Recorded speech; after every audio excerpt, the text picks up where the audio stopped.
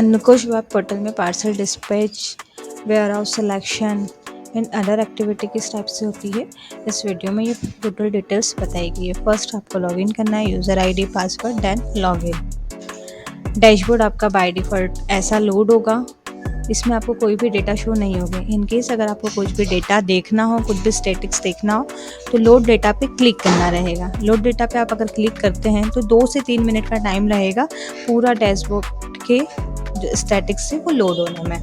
अगर नीड हो तो ही आप इस पर क्लिक करके डेटा लोड लगाइएगा, अदरवाइज़ आपके जो अंदर के फंक्शन से रिपोर्ट से वो टोटल आपका वर्किंग में रहेगा।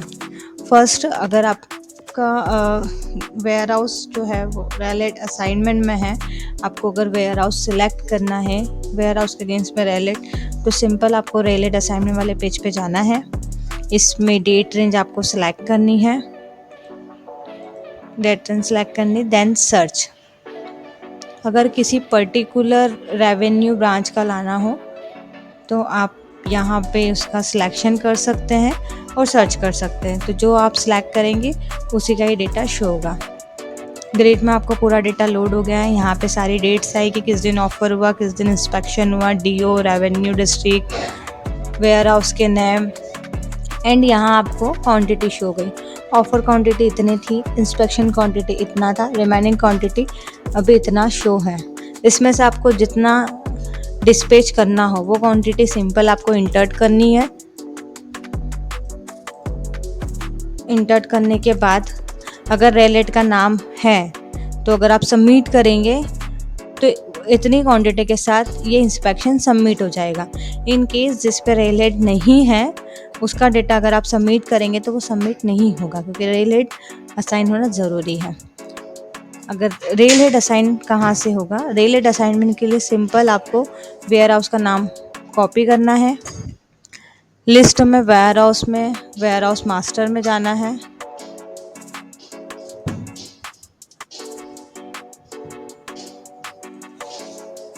वेयर हाउस मास्टर पे आप जैसे ही क्लिक करेंगे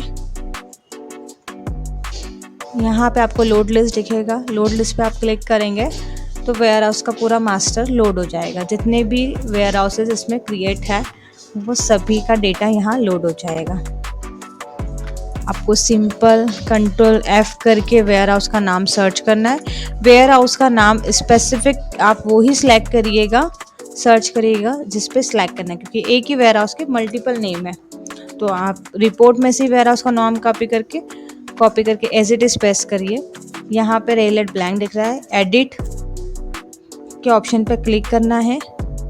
जैसे ही आप एडिट के बटन पर क्लिक करेंगे ऊपर ग्रिड में डेटा लोड हो जाएगा। ये देखिए बाय डिफ़ॉल्ट डेटा लोड हो गया।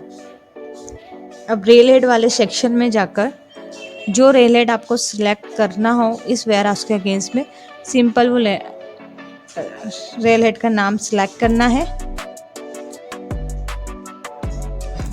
रेलेट का नाम सिलेक्ट करके अपडेट, इससे आपका इस वेयर हाउस के अगेंस्ट में ये रेलेट असाइन हो जाएगा जैसे ही आप अपडेट पे क्लिक करेंगे। उसके बाद आप अगर वहाँ जाकर फिर से देखेंगे तो वहाँ पे डेटा अपेयर हो जाएगा।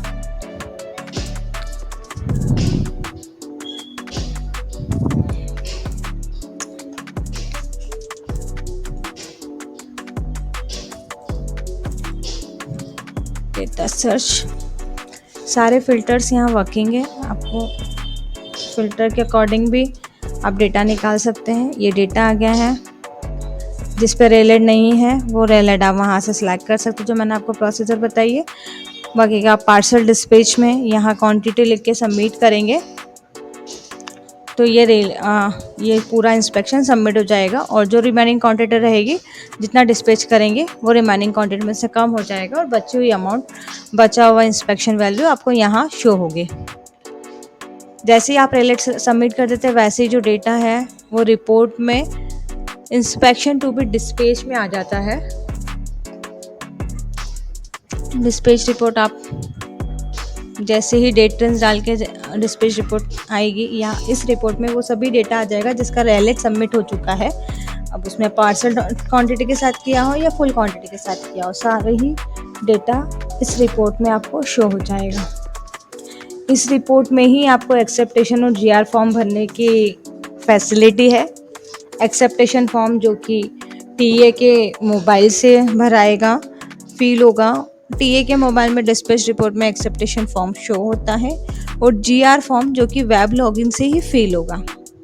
दोनों फॉर्म जब फिल होंगे जब यहाँ पे फाइनल डिस्पैच का बटन जो है वो इनेबल हो जाए।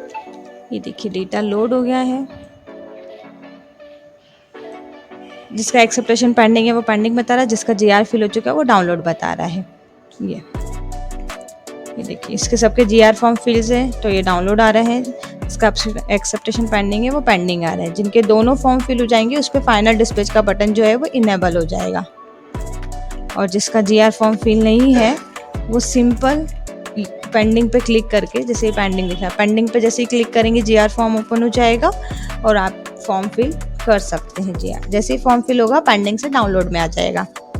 ऐसे ही एक्सेप्टेशन भी अगर कोई फिल हो जाएगा तो वो पेंडिंग से डाउनलोड में आ जाएगा।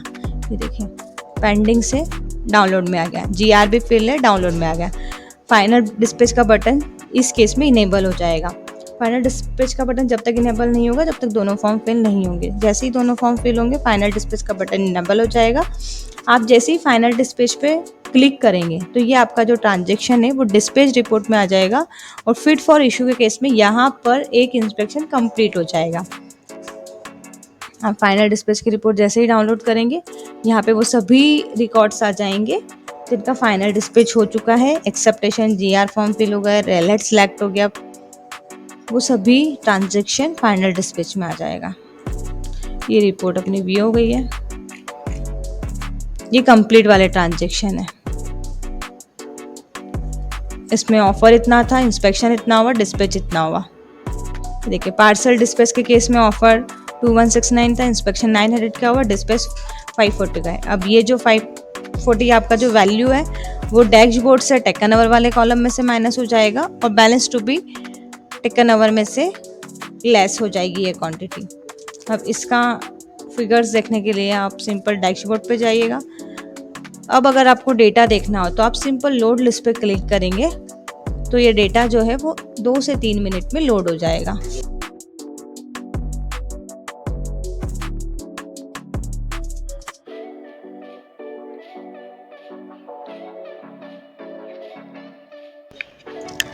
ये आपका डेटा लोड हो जाएगा। यहाँ पे आपको सिंपल स्टैटिक्स होंगे, pending inspection, relate, unfit for taken over, upgradeable. इसमें आपका कहाँ पे कितने कितने रिकॉर्ड्स पेंडिंग में है। जो आपने फाइनल डिस्पैच किया था वो टेकन ओवर वाले कॉलम में से माइनस हो जाएगा, यहाँ पे शो हो जाएगा। इस टाइप से डैशबोर्ड के सारे कॉलम में आपको सिंपल फिगर्स शो होंगे। यहाँ पे आपका जो है वो इंस्पेक्शन प्रोसेस कंप्लीट हो जाएगी फिट फॉर इशू केस में।